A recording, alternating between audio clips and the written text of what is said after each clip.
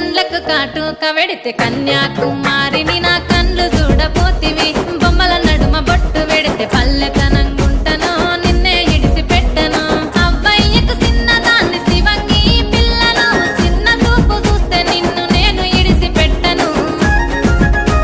ఓ పిల్లగా అరరే ఓ పిల్లగా అమ్మో ఓ పిల్లగా వెంకటేశు చూడకపోతుంటవో కానకపోతుంటవో నా పిల్లగా వెంకటేశు చూడకపోతుంటవో కానకపోతుంటవో